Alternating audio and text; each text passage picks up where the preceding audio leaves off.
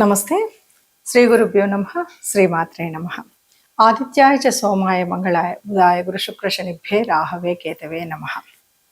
ఇప్పుడు మనం నడుస్తున్నటువంటి కాలంలో ముఖ్యంగా ఈ మాసం అంటే జూలై 27, 2026లో శనిగ్రహం వక్రిస్తుంది అన్నది అందరికీ తెలిసినటువంటి సంగతే. ఇది దాదాపు డిసెంబర్ 10 వరకు ఈ వక్రగతిలో నడుస్తుంది. మరి ఇలా వక్రగతిలో నడిచినప్పుడు పరిస్థితి ఏంటి అన్నది చూద్దాం. ముందుగా దానికి మనందరికీ తెలుసు, శని అంటేనే మందగ్రహం అని, శని మనకు కొంత ఇబ్బంది కలిగిస్తుందని. అట్లా అందుకని ముందుగా ఆ శని పరమాత్ముడికి నీలాంజనం సమావాసం రఘుపుత్రం యమాగ్రజం ఛాయా మార్తాండ సంభూతం తం నమామి శనిశ్చరం అని ఒక్కసారి నమస్కరిస్తూ, అసలు ఈ వక్రగతి అంటే ఏంటి? గ్రహాలు ముందుకు నడుస్తాయి కానీ వెనక్కి నడుస్తాయా అంటే, మనకి ఛాయాగ్రహాలు రెండు వెనక్కే నడుస్తాయి.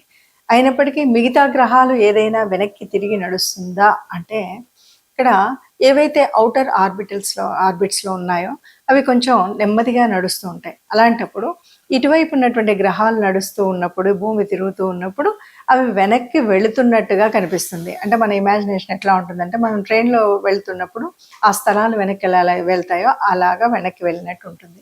దీన్ని వక్రగతి అంటారు. ఈ వక్రగతి మనకి ముఖ్యంగా ఇప్పుడు ఈ మాసంలో జూలై 27వ తారీఖు నుండి డిసెంబర్ 10వ తారీఖు వరకు శని వక్రగతిలో ఉంటుంది. మరి శని ప్రత్యేకించి వక్రగతిలో ఉన్నప్పుడు ఎవరెవరికి ఎలా ఉంటుంది ఏంటి అన్నది మన ఒక్కొక్క రాశి వారిగా మనం చెప్పుకోవాలి. అయితే దానికి ముందు మనకు తెలుసు, శని అంటేనే కాస్త ఇబ్బంది కలిగించేదని, నెమ్మదిగా నడుస్తుంది అని. శని యొక్క తత్వంలో ఎంత శ్రమ పడితే అది కర్మానుకూలంగా జరిగేటువంటి పరిస్థితులని, మన కర్మఫలాన్ని బట్టి మనకి ఇలాంటివి జరుగుతాయని. ఏదైనా సరే ఈ వక్రగతి కేవలం ఇప్పుడే కాకుండా కొన్నిసార్లు జన్మరాశిలో కూడా అంటే మన పుట్టుకలోనే వక్రగతిలో ఉన్నటువంటి రాశులు కూడా ఉంటాయి. అలా ఉన్నప్పుడు ఎలా ఉంటుంది, ఇవన్నీ విషయాలు మనకి కాస్త ఆలోచనలో ఉంటే గనక ఈ వక్రించినప్పుడు ఏం జరుగుతుంది, ఎట్లా జరుగుతుంది అని మనకు తెలుస్తుంది. ఇక శని అంటే శనికి ఉన్నటువంటి చూపులు, దృష్టులు, యతి ఇవన్నీ కూడా అంటే ఎవరితో యుతి చెందుతుంది, ఏ స్థానంలో ఉంది, శని యొక్క దృష్టి ఏ ఏ గ్రహాల మీద పడుతుంది అన్నది కూడా ఇక్కడ మనకు తెలుసుకోబడుతుంది. ముఖ్యంగా శని యొక్క దృష్టిలో 3, తర్వాత 7, తర్వాత 10 ఈ 3 స్థానాల్లో శని యొక్క దృష్టి ఉంటుంది. అలా ఉన్నప్పుడు కూడా ఈ శని పడినటువంటి దృష్టిలు ఎలా ఉంటాయి, ఎట్లా ఉంటాయి అనేది ఒక్కొక్క రాశిగా మనం చెప్పుకోవడం అనేది కనుక చేసినట్టయితే, ఈ వక్రగతి స్థితిలో అంటే ఈ దాదాపు 3.5-4 నెలల కాలంలో మనకి ఏదైనా మంచి జరుగుతుందా, చెడు జరుగుతుందా? మంచి జరిగితే సంతోషమే అందరికీ. కానీ ఒకవేళ చెడు లాగా అనిపిస్తుంటే మనం ఏ రకమైనటువంటి జాగ్రత్తలు తీసుకోవాలి, ఏ రకమైనటువంటి శాంతి చేయాలి, ఏ రకమైనటువంటి మనము పరిహారాలు చేసుకోవాలి అన్నది కూడా మనం తెలుసుకున్నట్టయితే మనకి ఈ 3 నెలల కాలం ఏ రాశి వారైనా సుఖంగా సంతోషంగా ఉండొచ్చు అని చెప్పడం కోసమే ఈ శని వక్రగతి ఈ కాలంలో 2026 జూన్ 27 నుండి దాదాపు 4 నెలలు అనుకోండి, డిసెంబర్ 10 వరకు జరిగేటువంటి కాలంలో మన పరిస్థితి, మన యొక్క పరిస్థితి ఎలా ఉంది అంటే, మన జన్మ జాతకం నుండి ఎవరెవరికి ఎలా ఉంది అన్నది మనం చూస్తుంటాం. జన్మ కుండలి నుండి అంటే ఇక్కడ లగ్నం నుండి చూడడమా లేకపోతే రాశి నుండి అంటే, ఇప్పుడు మనం చూస్తున్నది గోచారం నుండి వచ్చేటువంటి ఫలితం. గోచారం ఎప్పుడు కూడా రాశి నుండి చూస్తాం కాబట్టి ఏ రాశి వారికి ఏ ఫలితాలు వస్తాయి అన్నది 12 రాశులకు ఒక్కొక్కరిగా మనం తెలుసుకుందాం. ఇప్పుడు తదుపరి రాశి తులారాశి. తులారాశి అనగానే తులారాశి వారికి మరి శనికి అసలు తులారాశి ఉచ్చరాశి. కానీ ఇప్పుడు మనకు జరుగుతుంది ఏంటంటే, శని ఎక్కడున్నాడు అంటే, ఎక్కడ జరుగుతుంది అంటే తులారాశి వారికి 6వ ఇంట్లో జరుగుతుంది. 6వ స్థానము అంటే ఇది మనకు తెలుసు, శత్రు, రుణ, రోగ. మరి ఆ స్థానంలో జరుగుతుంది కాబట్టి ఎలా ఉంటుంది అంటే, శని మరి తులారాశి వారికి మంచి చేయాలి కాబట్టి వాటి నుండి కొంత నియంత్రణ అయితే జరుగుతుంది. కానీ ఇక్కడ ఉన్నటువంటి దృష్టి, శని యొక్క దృష్టిల వల్ల ఎలా ఉంటుంది అంటే 8వ స్థానం మీద పడుతుంది 3వ దృష్టితో. 8వ స్థానము అంటే సడన్ మార్ప్స్, చాలా సడన్గా మారేటువంటి మార్పులు ఒకటి ఉండొచ్చు. కొంత పరిశోధనలో మనకు ఆటంకాలు జరగచ్చు, లేకపోతే విజయాలు జరగవచ్చు. ఎప్పుడో ఏదో అనుకున్నటువంటి చేంజెస్ మనకు కనిపించవచ్చు. అలాగే 12వ స్థానం ఖర్చు.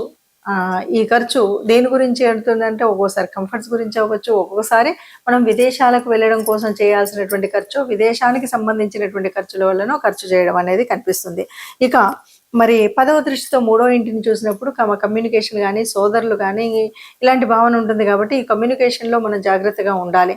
లేదు అంటే కాస్త నెత్తి మీద శని ఉన్నాడు అంటారు కదా, అందువల్ల ఇలా మాట్లాడాల్సి వచ్చింది, ఈ కష్టం వచ్చిందని. ఇలాంటి కష్టాలు రాకుండా అన్నదమ్ములతో సవ్యంగా ఉండాలి అన్నా, అక్క చెల్లెళ్ళతో సవ్యంగా ఉండాలి అన్నా, తోటి స్నేహితులతో సవ్యంగా ఉండాలన్నా మనం మాట్లాడేటప్పుడు మాట తీరు సరిగ్గా ఉంటే వీళ్ళందరూ స్నేహభావంతో ఉంటారు. అలా ఉన్నప్పుడు మనం అనుకున్న పనులు అనుకున్నట్టు అవుతాయి.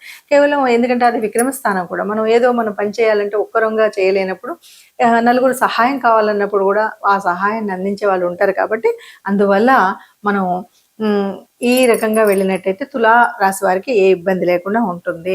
నిజానికి తులారాశి అంటే రాశి అధిపతి శుక్రుడు. శుక్రుడికి శనికి మిత్రత్వం ఉంటుంది కాబట్టి అంత ఇబ్బంది అయితే కలిగించే విధంగా ఉండనప్పటికీ వక్రస్థితిలో ఉన్నాడు. కాబట్టి ఈ ఆలోచనలు చెప్పబోయే పరిహారాలను స్వీకరించినట్టయితే బాగుంటుందని చెప్పచ్చు. ముఖ్యంగా మరి గ్రహ పరిస్థితి ఇలా ఉంది. గ్రహాల యొక్క తన దృష్టి కోణంతో చూస్తూ ఉన్నప్పుడు మనకు జరిగేటువంటి ఈ మాత్రం చిన్న చిన్న అడ్డంకులు అవ్వచ్చు, అననుకూలమైనటువంటి పరిస్థితులు అవ్వచ్చు, అది విద్యలో అవ్వచ్చు, తల్లిదండ్రులకు అవ్వచ్చు, లేదా మనం చేస్తున్నటువంటి వ్యాపార వ్యవహారాలలో అవ్వచ్చు.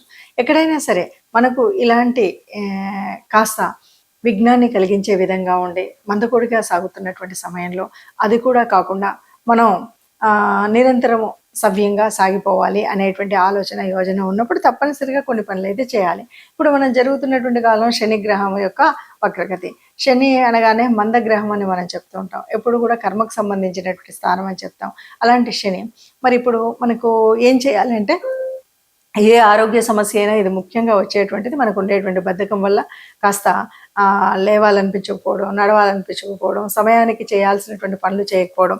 దీనికోసం మనం తప్పనిసరిగా ఆరోగ్య పరిస్థితిని మెరుగుపరుచుకోవాలంటే తప్పకుండా వాకింగ్, యోగా అలాంటివి తప్పనిసరిగా మనం నిరంతరం ప్రతినిత్యం చేయాల్సిందే ఉంటుంది. బద్ధకాన్ని తప్పకుండా వీడి ఏ సమయంలో ఏ పనులు చేయాలో ఆ పనులకి ఆ సమయాన్ని కేటాయించడం అన్నది ముఖ్యంగా ఉండాలి.